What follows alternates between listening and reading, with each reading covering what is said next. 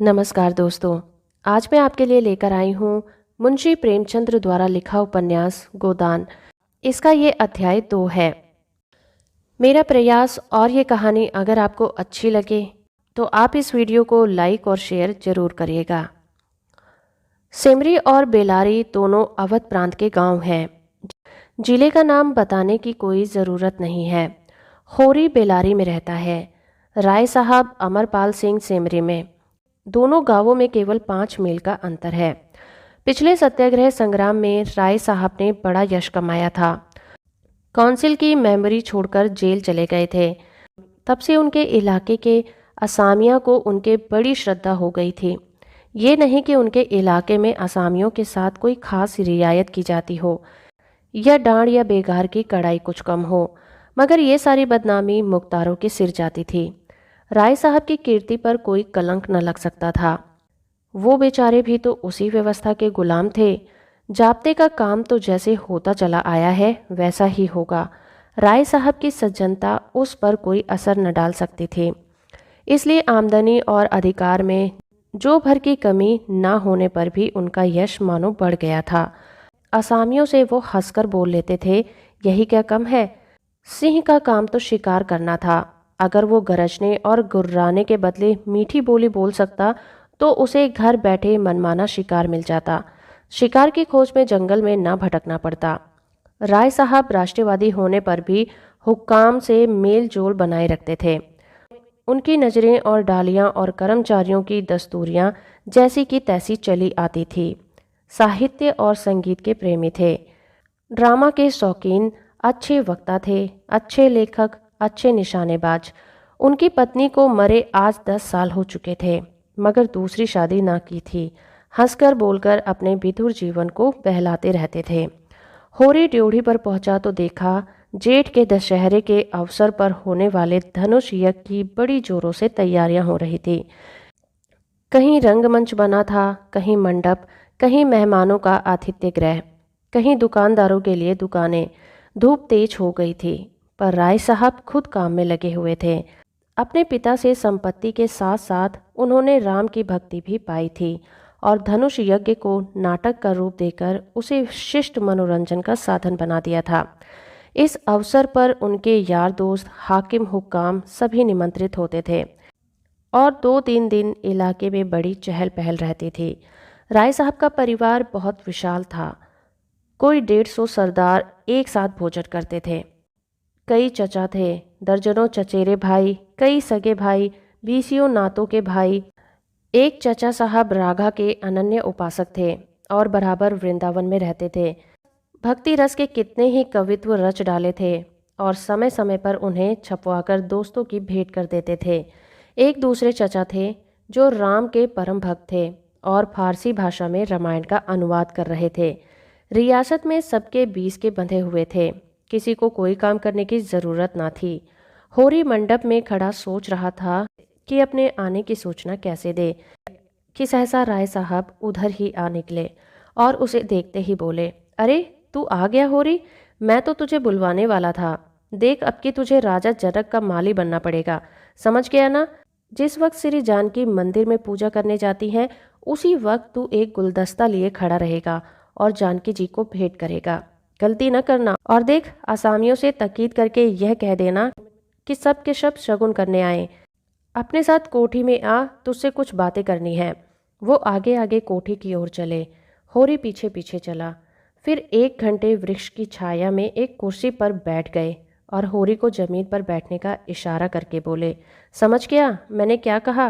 कारकुन को जो कुछ करना है वो करेगा ही, लेकिन असामी जितने मन से असामी की बात सुनता है कारकुन की नहीं सुनता। हमें इन्हीं 5-7 दिनों में 20,000 का प्रबंध करना है। कैसे होगा समझ में नहीं आता। तुम सोचते होगे मुझ टके के आदमी से मालिक क्यों इतना दुखड़ा ले बैठे। किससे अपने मन की बात कहूँ, न जाने क्यों तुम्हारे ऊपर विश्वास होता है। इतना जानता हूँ कि तुम मन में मुझ पर हंसोगे नहीं, और हंसो भी तो मैं तुम्हारी हंसी बर्दाश्त कर सकूँगा।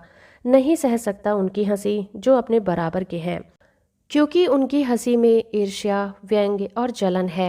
और वे क्यों ना हंसेंगे। मैं भी तो उनकी दुर्दशा और विपत्ति और पतन पर हंसता हूँ, दिल खोलकर तालियां बजाकर। संपत्तियाँ और सहृदयता में वैर है। हम भी दान देते हैं, धर्म करते हैं, लेकिन जानते हो क्यों? केवल अपने बराबर वाले को नीचा दिखाने के लिए। हमारा दान और धर्म कोरा अहंकार है, विशुद्ध अहंकार। हम में से किसी पर डिग्री हो जाए, कुर्की आ जाए, बकाया मालगुजारी की इल्लत में हवालात हो जाए, किसी का जवान बेटा मर जाए, किसी की विधवा बहू निकल जाए, किसी के घर में आग लग जाए, कोई किसी वैश्या के हाथों उल्लू बन जाए या अपने असामियों के हाथों पिट जाए, तो उसके और सभी भाई उस पर हंसेंगे, बगले बजाएंगे, मानो सारे संसार की संपदा मिल गई हो।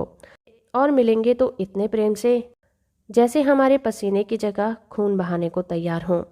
अरे और तो और, हमारे चचेरे, फुफेरे, ममेरे, मौसेरे भाई तो इसी रियासत की बदौलत मौज उड़ा रहे हैं, कविता कर रहे हैं और जुए खेल रहे हैं, शराब भी पी रहे हैं और अय्याशी कर रहे हैं। वो भी मुझसे जलते हैं और आज मर जाऊं तो घी के चिराग जलाएंगे। मेरे दुख को दुख समझने वाला कोई नहीं है। उनकी नज़रों में मुझे दुखी होने का कोई अधिकार नहीं है। मैं अगर रोता हूँ तो दुख की हंसी उड़ाता हूँ। मैं अगर बीमार होता हूँ तो मुझे सुख होता है। मैं अगर अपना ब्याह करके घर में कलह नहीं बजाता तो यह मेरी नीच स्वार्थपरता है। अगर ब्याह कर लूँ तो यहाँ विलासा सांगता होगी। अगर शराब नहीं पीता तो मेरी कंजूसी है। शराब पीने लगूं तो वो प्रजा का रक्त होगा। अगर अय्याशी नहीं करता तो अरसिक हूँ। अय्याशी करने लगूं तो फिर क्या ही कहना। इन लोगों ने मुझे भोग विलास में फंसाने के लिए कम चालें नहीं चली और अब तक चलते जाते हैं। इनकी यही इच्छा है कि मैं अंधा हो जाऊं और ये लोग मुझे लूट लें। और मेरा धर्म ये है कि सब कुछ देखकर भी कुछ न देखूं, सब कुछ जानकर भी गधा बना रहूं। राय साहब ने गाड़ी को आगे बढ़ाने के लिए 2 वीड़े पान खाए और होरी के मुख की ओर ताकने लगे, जैसे उसके मनोभावों को पढ़ना चाहते हों। होरी ने साहस बटोर कर कहा, हम समझते थे कि ऐसी बातें हम ही लोगों में होती हैं, पर जान पड़ता है बड़े आदमियों में भी उनकी कमी नहीं है। राय साहब ने मुंह में पान भरकर कहा, तुम हमें बड़ा आदमी समझते हो? हमारे नाम बड़े हैं पर दर्शन छोटे। गरीबों में अगर ईर्ष्या या वैर है तो स्वार्थ के लिए या पेट के लिए। मैं ऐसी ईर्ष्या और वैर को मैं क्षम्य समझता हूँ। हमारे मुंह की रोटी कोई छीन ले तो उसके गले में उंगली डालकर निकालना हमारा धर्म हो जाता है। अगर हम छोड़ दें तो देवता हैं। बड़े आदमियों की ईर्ष्या और वैर केवल आनंद के लिए हैं। हम इतने बड़े आदमी हो गए हैं कि हमें नीचता और कुटिलता में ही निस्वार्थ और परम आनंद मिलता है। हम देवतापन के उस दर्जे पर पहुंच गए हैं जब हमें दूसरों के रोने पर हंसी आती है। इसे तुम छोटी साधना मत समझो। जब इतना बड़ा कुटुंब है तो कोई ना कोई तो हमेशा बीमार रहेगा ही, और बड़े आदमियों के रोग भी बड़े होते हैं। वह बड़ा आदमी ही क्या, जिसे कोई छोटा रोग हो। मामूली ज्वर भी आ जाए तो हमें सरसाम की दवा दी जाती है। मामूली फुंसी भी निकल जाए तो यह जहरवाद बन जाती है। मुझे तो आश्चर्य होता है कि क्यों तुम्हारी आहों का दामन हमें भस्म नहीं कर डालता। मगर नहीं, आश्चर्य करने की कोई बात नहीं। भस्म होने में तो बहुत देर नहीं लगती, वेदना भी थोड़ी ही देर की होती है। हम जौ जौ और अंगुल अंगुल और पौर पौर भस्म हो रहे हैं। उस हाहाकार से बचने के लिए हम पुलिस की, हुक्काम की, अदालत की, वकीलों की शरण लेते हैं और रूपवती स्त्री की भांति सभी के हाथों का खिलौना बनते हैं। दुनिया समझती है हम बड़े सुखी हैं। हमारे पास इलाके, महल, सवरिया, नौकर चाकर, कर्ज, वैश्याएं क्या नहीं है, लेकिन उसकी आत्मा में बल नहीं, अभिमान नहीं। वह और चाहे कुछ हो, आदमी नहीं है। जिसे दुश्मन के भय के मारे रात को नींद ना आती हो, जिसके दुख पर सब हंसे और रोने वाला कोई ना हो, जिसकी चोटी दूसरे के पैरों के नीचे दबी हो, जो भोग विलास के नशे में अपने को बिल्कुल भूल गया हो, जो हुक्काम के तलवे चाटता हो और अपने अधीनों का खून चूसता हो, उसे मैं सुखी नहीं कहता। वो तो संसार का सबसे अभागा प्राणी है। साहब शिकार खेलने आए या दौरे पर, मेरा कर्तव्य है कि उनकी दुम के पीछे लगा रहूं। उनकी भौहों पर शिकन पड़ी और हमारे प्राण सूखे। उन्हें प्रसन्न करने के लिए हम क्या नहीं करते। मगर वो पचड़ा सुनाने लगूं तो शायद तुम्हें विश्वास ना आए। डालियों और रिश्वतों तक तो खैर गनीमत है, हम सिदके करने को भी तैयार रहते हैं। मुफ्तखोरी ने हमें अपंग बना दिया है। हमें अपने पुरुषार्थ पर लेश मात्र भी विश्वास नहीं। केवल अफसरों के सामने दुम हिला हिलाकर किसी तरह के कुपात्र बने रहना और उनकी सहायता से अपनी प्रजा पर आतंक जमाना ही हमारा उद्यम है। पिछलगुओं की खुशामद में हमें इतना अभिमानी और तुनक मिजाज बना दिया है कि हमें शील, विनय और सेवा का लोप हो गया है। मैं तो कभी सोचता हूँ कि अगर सरकार हमारे इलाके छीनकर हमें अपनी रोजी के लिए मेहनत करना सिखा दे तो हमारे साथ महान उपकार करे। और यह तो निश्चय है कि अब सरकार भी हमारी रक्षा न करेगी। हमसे अब उसका कोई स्वार्थ नहीं निकलता। लक्षण कह रहे हैं कि बहुत जल्दी हमारे वर्ग की हस्ती मिट जाने वाली है। मैं उस दिन का स्वागत करने को तैयार बैठा हूँ। ईश्वर वह दिन जल्द लाए। वह हमारे उद्धार का दिन होगा। हम परिस्थितियों के शिकार बने हुए हैं। ये परिस्थिति ही हमारा सर्वनाश कर रही है। और जब तक संपत्ति की ये बेड़ी हमारे पैरों से न निकलेगी, जब तक ये अभिशाप हमारे सिर पर मंडराता रहेगा, हम मानवता का यह पद ना पा सकेंगे जिस पर पहुंचना ही जीवन का अंतिम लक्ष्य है। राय साहब ने फिर गिलौरी दान निकाला और कई गिलौरियां निकालकर मुंह में भर ली। कुछ और कहने वाले थे कि एक चिपरासी ने आकर कहा, सरकार, बेगारों ने काम करने से इनकार कर दिया है। कहते हैं जब तक हमें खाने को ना मिलेगा हम काम ना करेंगे। हमने धमकाया तो सब काम छोड़कर अलग हो गए। राय साहब के माथे पर बल पड़ गए। आंखें निकाल कर बोले, चलो मैं इन दुष्टों को ठीक करता हूँ।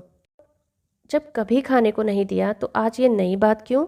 एक आने रोज के हिसाब से मजूरी मिलेगी जो हमेशा मिलती रही है, और इस मजूरी पर उन्हें काम करना होगा, सीधे करें या फिर टेढ़े। फिर होरी की ओर देखकर बोले, तुम अब आओ होरी, अपनी तैयारी करो। जो बात मैंने कही है उसका ख्याल रखना। तुम्हारे गांव से मुझे कम से कम 500 की आशा है। राय साहब झल्लाते हुए चले आए। होरी ने मन में सोचा, अभी ये कैसी नीति और धर्म की बातें कर रहे थे और एकाएक इतने गर्म हो गए। सूर्य सिर पर आ गया था। उसके तेज से अभिभूत होकर वृक्षों ने अपना पसार समेट लिया था। आकाश का मटियाला गर्द छाया हुआ था और सामने की पृथ्वी कांपती हुई जान पड़ती थी। होरी ने अपना डंडा उठाया और घर चला। शगुन के रुपए कहाँ से आएंगे, यही चिंता उसके सर पर सवार थी। धन्यवाद।